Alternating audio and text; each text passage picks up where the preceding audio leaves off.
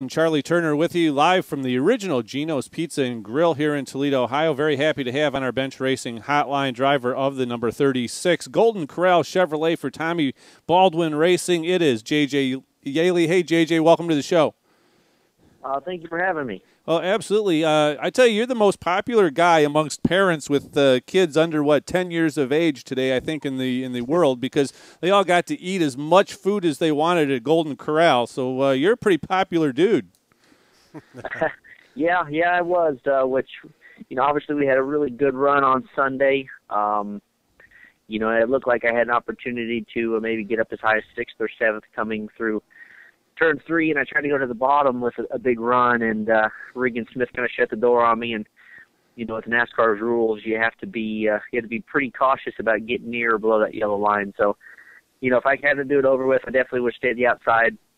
I definitely would have got by him and maybe even Danica. But at the end of the day, the main goal was to get a top 10 for a Golden Corral, and the fact that we were able to do it, and I got a lot of happy kids out there, which was really cool. Well, absolutely. And Charlie and I talked about in the first half of the show as well about that bottom line, top line thing and the way it played out at the end. We heard a clip from Dale Earnhardt Jr. as well that he didn't understand why, more people didn't follow him down low. And part of it, I think the answer to that was if you didn't have a huge amount of guys who were willing to follow you and kind of even up those two lanes and get enough drafting in the bottom lane as much as the top, you weren't going to go to the front.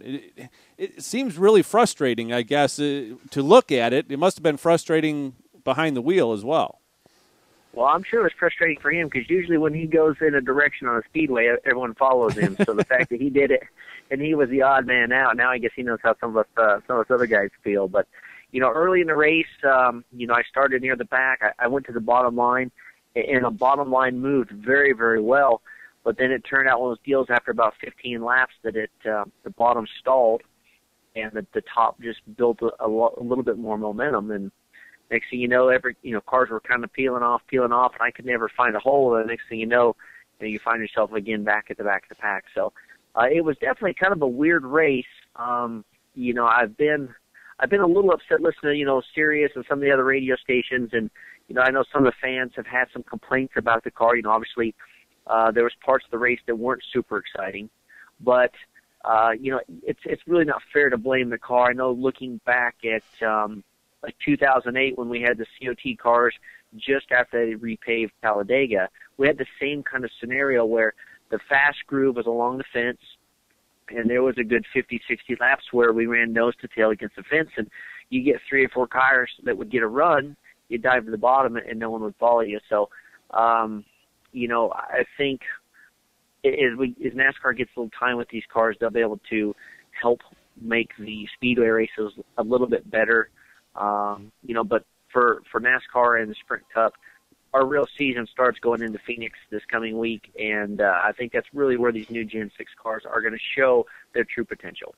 We're talking with J J Yeley, and JJ, I guess that brings up that question I always have is it possible to take a 200-lap race at Daytona and make every lap of it exciting? Is it possible to do every lap at Phoenix and make everyone exciting? I don't think that's a realistic goal, although I think fans a lot of times, if they can't be on the edge of their seat on lap 12, they're going to complain about it at times.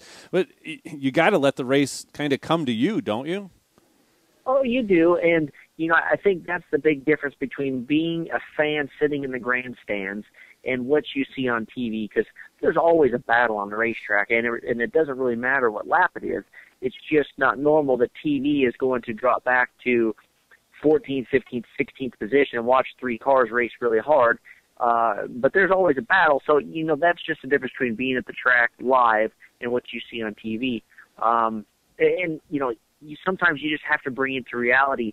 I've watched, I'm a sports fan, but you can watch a football game, you can watch a basketball game, and there's going to be blowouts, and you're like, man, this is a horrible game. Right. The Super Bowl, the first half was kind of like that. So, it's hard to say that every lap of every race is going to be exciting, but usually it is. So, I think the Sprint Cup Series and NASCAR has held to such a high standard that when you have a race, maybe like the first half of the Daytona 500 where there's not the action you want to see, people get a little discouraged. But sometimes you just have to do a little reality check and realize that it is a very long race. The family that makes the usual 500-mile trip, if they went to Daytona, to figure that we did that in, just a couple hours, that you got to use a little strategy to know that you can be there at the end. JJ, I really like your comments about the coverage of the races, because that's always been one of my issues with television coverage, and I think that's really one of the problems that NASCAR's had with kind of the flagging popularity, I guess you'd call it, the last few years. If you were going to advise the folks at Fox, let's say, on something to change in the race coverage to make that more interesting, what would you do? Would you have them split the screen and show a camera on the guys that are in 15th and back, or what would you do? Well, I think that and because with NASCAR TV package, obviously we bounce around from a lot of different stations. But for me, I would really like, if TV spent a little bit more time cruising around and watching the battles on the track, not necessarily doing a 1 through 20 run like they do it sometimes, but just find the race on the racetrack and see what's going on. It's going to help those teams that need a little bit of sponsorship. I've run this year for Tommy Baldwin Racing. We have some sponsorship. We're not a big team by any means, but that extra coverage helps us get sponsors. So when you only follow the big 5 or 6 teams, regardless of how they're running, it doesn't do the rest of the field that much justice. So, I think they would almost be helping themselves, because then all of a sudden there's a little bit more sponsorship for some of these teams, and we're able to be more competitive on a weekly basis. Now all of a sudden you've got 25, 30 cars that are going to be very equally matched. Now there's going to be a race all over the racetrack, because you throw that many cars on the racetrack, some of them have to be racing. We're talking with J J Yeley, who finished 10th at the Daytona 500 this past Sunday. JJ, you're talking about the effects. We've already talked a little bit about what your 10th place finish meant to your fans. They got some free meals at Golden Corral. What does it mean to the team to have a top 10 finish at the Daytona 500? We know the prize money's big, but how does that affect your relationship with the sponsor, and it may be them picking up some additional races or some additional funding going forward? Oh, it's absolutely possible, and if it's not a matter of Golden Corral being able to come join us for some more races, there may be some other sponsors that would be interested in being a part of our program. And, with the way the new point structure is going to be for 2013, it's very important, especially for the small team, to have a good 3 races. So, getting through Daytona, going to Phoenix, going to Las Vegas, because after Las Vegas is when they'll kind of reset the points, and it's all based off of where you are and how many provisionals you get. And unfortunately, it gets very, very confusing. The most important thing you got to know is you have to get through the first 3 races in a smooth fashion. And, obviously getting through Daytona like we did is going to help us tremendously. So when we go to the next 2 races, we won't have as much pressure on us to go out there and really try to perform above our level. So, we can be smooth, we can be smart, and be methodical about the things we need to do on the racetrack.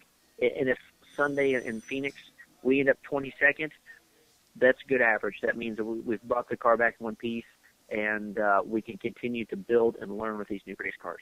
How important, JJ, is that you got that car back in one piece?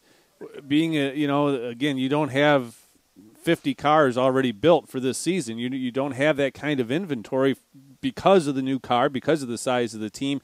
That's got to be a major factor, I got to believe, bringing that thing back out of Daytona in one piece, plus now going to Phoenix. Like you said, you've got a little bit of breathing room there as well. Oh, absolutely. And for the small teams and for the fans and the people out there don't see it, the smaller teams, the 2 weeks we spend in Daytona means there's a very limited amount of people back at the shop working on what would be our Phoenix car or our Las Vegas car. I heard today that one of the other teams that's a small team may not be going to Phoenix now just because they don't have enough time to get their Phoenix car prepared. They're going to have to leave today in order to make it to Phoenix in time. So, I know my guys have been working feverishly. They had the car on the plate yesterday. They still had Dave Blaney's car to get finished up. And, the smaller teams are going to have to thrash a little bit more to get through this beginning part of the season just because it took so long to get the rules set with this new Gen 6 car, getting the parts that we needed, and really knowing what we needed to order because these cars are so much different. JJ, thanks. You just got us a Gen 6 mention. We keep track of our Gen 6 mentions because there's so many that we have to get in each hour. It's a drinking game here at Gino's, JJ. Well, there you go. That's good. That means in another hour everyone's going to be completely annihilated. Yeah, absolutely. That's the plan. Hey, I got two last questions for you, and they're very important ones. Now, we followed you on Twitter last year as to Faith's career in T-ball. And as we're sitting here at 21.5 degrees, it's raining and sleeting. Our mind turns to baseball and such things. Will Faith be moving up? Now, here you would go to a coach pitch after your T-ball league. What's ahead for Faith in her baseball career for this upcoming year? Well, unfortunately, last year she retired from T-ball because she won. Yeah, I know. She won the National American Miss North Carolina crown. So she's actually a princess of North Carolina. Wow. And since shifted, we've shifted the other direction. So now we've got, we do dance and hip hop, and she's been the queen for almost a year. So in June she'll have to resign as queen and give up her crown. But it's been really cool. I mean, it's the first time we've ever tried it. So the fact that she did. Now, we still go practice and play in the yard, but going to the field. So my wife had to retire as a coach the whole 9 yards. Oh, man. I tell you. See, my daughter went the other way. My daughter started in pageants, and as soon as she got her first game-winning hit, the pageant thing was done, and she was a baseball or softball player. So that tugs at my heart a little bit, but, best of luck to her. And we love listening to all this stuff that you do on Twitter. Keep that up because that connects you with the fans. JJ, thanks so much for spending time with us. Congratulations on Daytona, and keep on going the rest of the year, man. Thank you very much. I appreciate it. All right, take care. J J Yeley, one of the good guys. Absolutely. Well, they're all pretty much good They're guys. all pretty much good guys except for Jeff Gordon. This is the fastest show.